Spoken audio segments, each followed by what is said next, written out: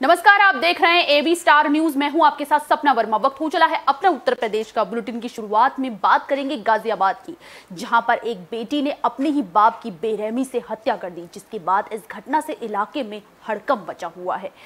बेटी ने न सिर्फ अपने बाप की हत्या की, बल्कि उसकी लाश को भी ठिकाने लगाने की कोशिश की।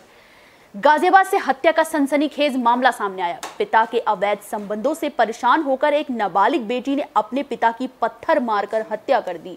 इतना ही नहीं, बेटी ने हत्या की वारदात को अंजाम देने के बाद शव को कार में रखकर ठिकाने लगा दिया, जिससे उस पर किसी को शक न हो। मामला गाजियाबाद के थाना मधुबन बापू धाम के राजनगर सेक्टर 23 का है।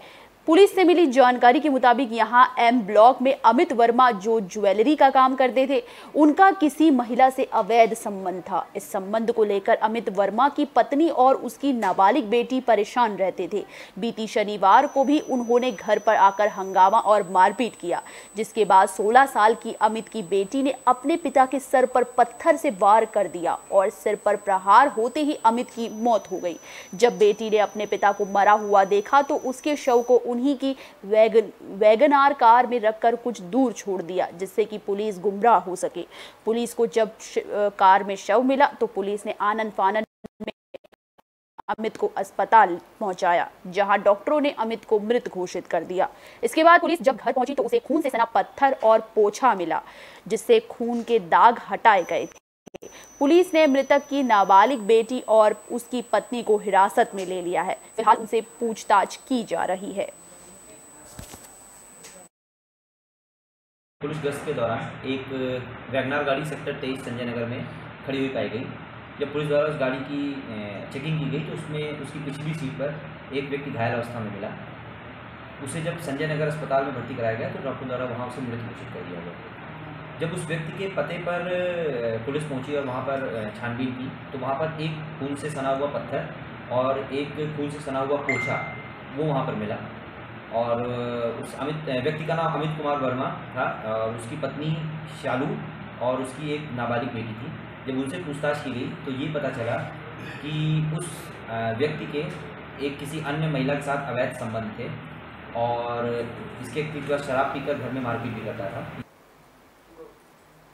आगरा में खनन माफियाओं के हौसले बुलंद नजर आए, जिसकी वजह से लोगों को काफी परेशानी हो रही है।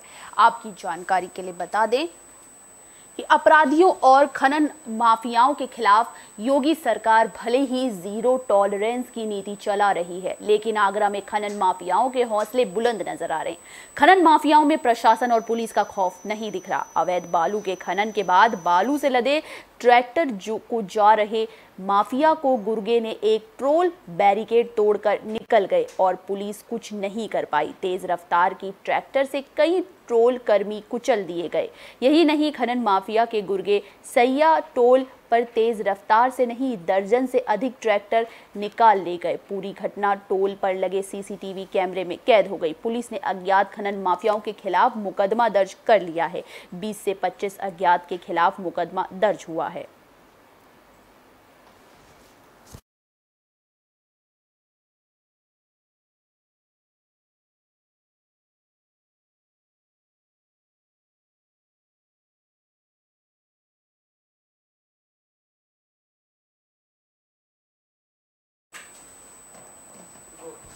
बुलेटिन में बात किसान सम्मेलन को लेकर। मथुरा में किसान सम्मेलन का आयोजन हुआ। इस दौरान किसानों की संख्या भी काफी ज्यादा नजर आई। आपको बता दें,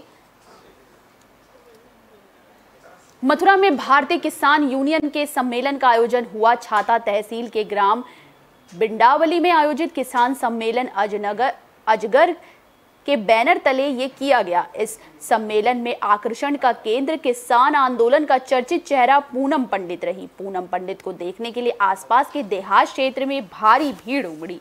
इस किसान सम्मेलन में आयोजकों की तरफ से समस्त आगंतुक अतिथियों को माला पहनाकर उन्हें बुके भेंट किया। इस मौके पर पूनम पंडित ने प्रेस से बातचीत की और कहा कि इस समय देश में तानाशाही का माहौल है और केंद्र की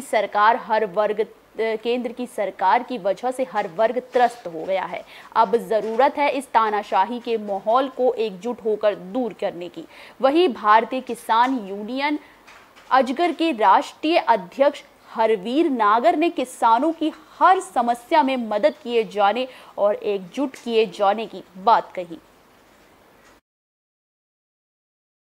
एक उद्देश्य होता है जब भी मैं किसी किसान पंचायत में जाती हूँ, संबोधित करती हूँ किसी किसान पंचायत को, कि किसानों की समस्या को किसान ही सबसे पहले समझेंगे, बाद में किसान नेता समझेंगे, फिर बाद में दूसरे वाले नेता समझेंगे। सबसे पहले हमें अपनी आपस की समस्याओं को समझना होगा और ये बहुत ज़्यादा ज़रूरी है, क्योंकि आप कोई भी उठा लीजिए मुद्दा किसानों का, पिछले काफ़ी समय से वैसे तो चलता बहुत उससे आ रहा था, लेकिन धीरे धीरे कुछ चीज़ें ख़त्म हो रही थी, कुछ चीज़ें सुधर रही थी। लेकिन अभी जो आपने रूपरेखा देखी, तमाम पूरे देश ने देखी, चाहे वो आप किसान आंदोलन लगा लीजिए, चाहे वो लखीमपुर कांड लगा लीजिए, चाहे वो बेटियों के बलात्कार लगा लीजिए, तमाम हाथरस जैसी, कठुआ जैसी कांड जो हुए हैं, चाहे वो झारखंड वाला कांड लगा लीजिए, तो तमाम इस तरीके की चीज़ें हैं, या युवाओं का वो आंदोलन लगा लीजिए जो वो बेरोजगारी के लिए कर रहे हैं। अभी हम किसानों की पंचायत को इसलिए संबोधित करते हैं, इसलिए आशीर्वाद लेने के लिए आते हैं कि एक किसान धर्म, किसान जात, किसान सम्मान, स्वाभिमानी एक ऐसा है कि जो इन युवाओं को भी बेरोजगारी के रास्ते इनके खोलेगा, बेटियों की आवाज़ उठाएगा, हम जैसी बेटियों को आगे सपोर्ट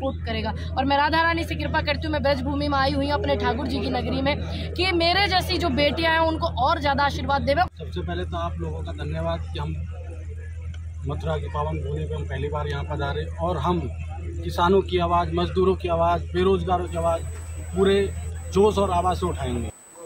बुलेटिन में बात मथुरा की, जहां पर राधा अष्टमी की धूम देखने को मिली। राधा अष्टमी के महोत्सव में कैबिनेट मंत्री भी शामिल हुई। कृष्ण जन्म के बाद भाद्रपद के शुक्ल पक्ष अष्टमी को श्री राधा रानी का जन्मोत्सव संपूर्ण ब्रज में आनंद और हर्षोल्लास के साथ मनाया जाता है। इसी कड़ी में भक्ति वेदांत स्वामी मार्ग स्थित चंद्रोदय मंदिर के भक्तों ने भगवान श्री कृष्ण की आहादिनी शक्ति श्री राधा रानी के प्राकट्योत्सव को राधाष्टमी महोत्सव के रूप में बड़े हर्षोल्लास से मनाया। इस दौरान भक्तों ने मंदिर प्रांगण को पुष्पों और रंगोली से बड़े ही मनोहर रूप से सुसज्जित किया। राधाष्टमी महोत्सव का शुभारंभ मंगला आरती की शंख ध्वनि के साथ हुआ। इसके बाद राधे रानी का वृंदावन चंद्र की धूप आरती, नवीन पोशाक धारण, फूल बंगला, झूलन उत्सव, 56 भोग और अखंड हरिनाम संकीर्तन का आयोजन किया गया। इस राधाष्टमी के विशेष अवसर पर हरिनाम संकीर्तन से बाहर से आने वाले श्रद्धालुओं ने बढ़ चढ़कर हिस्सा लिया और भाव विभोर होकर नृत्य करते दिखाई दिए। उत्सव में शामिल होने के लिए पंजाब, हरियाणा, दिल्ली, मध्य प्रदेश, राजस्थान, आगरा समेत फरीदाबाद से यहां भक्तगण पहुंचे। इस कार्यक्रम में उत्तर प्रदेश सरकार की कैबिनेट मंत्री महिला कल्याण, बाल विकास और पुष्टाहार विभाग श्रीमती बेबी रानी मौर्य ने भी महोत्सव में शिरकत की।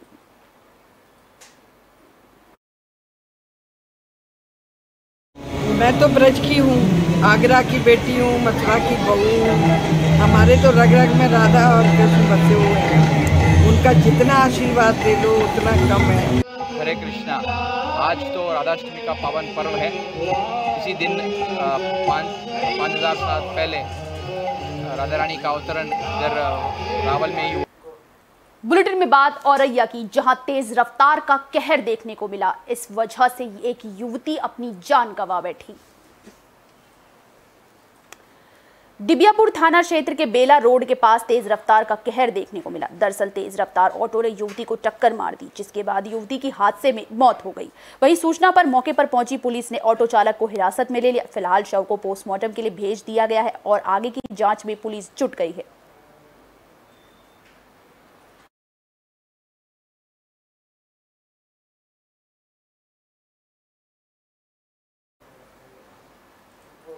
बुलेटिन में बात फिरोजाबाद की, जहां पर तमंचे के दम पर 2 युवक एक ज्वेलरी शॉप में आ गए। फिरोजाबाद में तमंचा दिखाकर फिल्मी स्टाइल में ज्वेलर्स की दुकान को लूटने की कोशिश का मामला सामने आया है। दरअसल पूरा मामला थाना क्षेत्र के नारखी के नगला का है, जहां स्थित कन्हैया लाल ज्वेलर्स की दुकान को 2 युवकों ने निशाना बनाया है। बेहद ही फिल्मी स्टाइल में पहले युवकों ने पानी पिया, उसके बाद तमंचा लहराते हुए सुनार को निशाना बनाया गया। वहीं इस दौरान पड़ोसी दुकानदार की सूझबूझ से बदमाशों की कोशिशें नाकामयाब हो गई और युवकों को पकड़कर पुलिस के हवाले कर दिया गया। वहीं घटना का वीडियो भी अब सीसीटीवी में कैद हुआ है।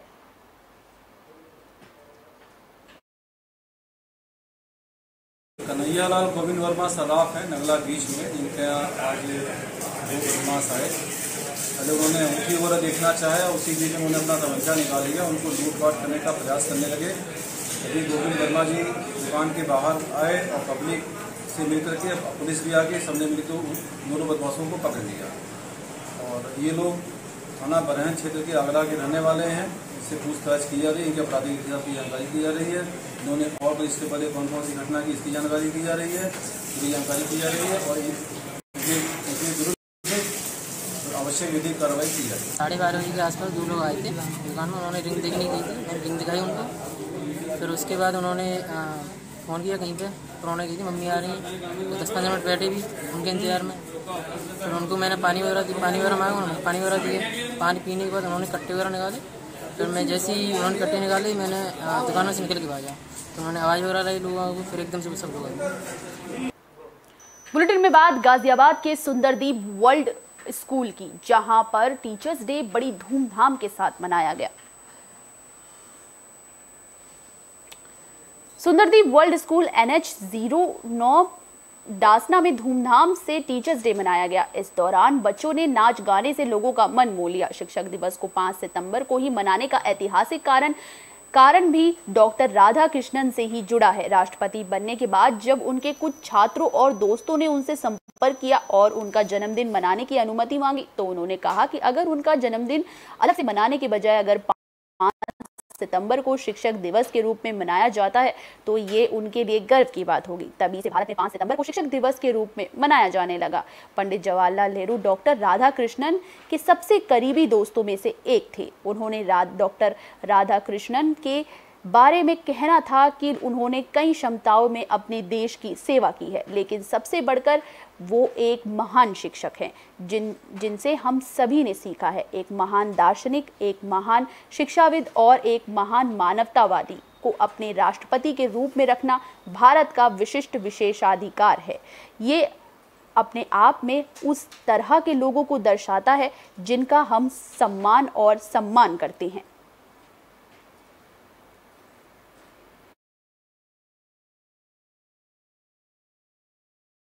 बहुत उत्साह है। सबसे पहले तो happy teachers day to all teachers in teaching fraternity. Sunderdeep world school की तरफ से सबको टीचर्स डे की बहुत बहुत शुभकामनाएं। और आज बच्चों में तो एक बिल्कुल ही नया उत्साह है।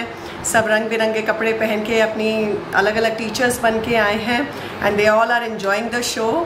कल्चरल आइटम्स किए। Teachers are also having a good time, a particular day when they don't have to take any classes. रंगारंग कार्यक्रम प्रस्तुत किया गया। और सबसे बड़ी बात, हमारे 3 टीचर्स को आज भारत विकास परिषद ने सम्मानित किया। अनिल सर, आयशा मैम और मोनिका गौतम मैम, और 2 बच्चों को, त्रिशा एंड प्रियांक। तो बहुत खूबसूरत दिन चल रहा है। बुलेटिन के आखिर में बात मथुरा की, जहां 15 साल का किशोर किसी तरह से नदी में जा पहुंचा। स्नान के दौरान उसकी डूबने से मौत हो गई। बरसाना राधा अष्टमी पर राधा रानी के जन्म अभिषेक दर्शन करने आया बरेली का 15 साल का किशोर स्नान करते वक्त प्रिया कुंड में डूब गया, जिसके बाद डूबे किशोर को काफी मशक्कत के बाद निकाला जा सका, जिसके बाद उसे इलाज के लिए हॉस्पिटल भिजवाया गया, जहां डॉक्टरों ने उसे मृत घोषित कर दिया। फिलहाल परिजन को उसके शव को अपने साथ ले गए हैं।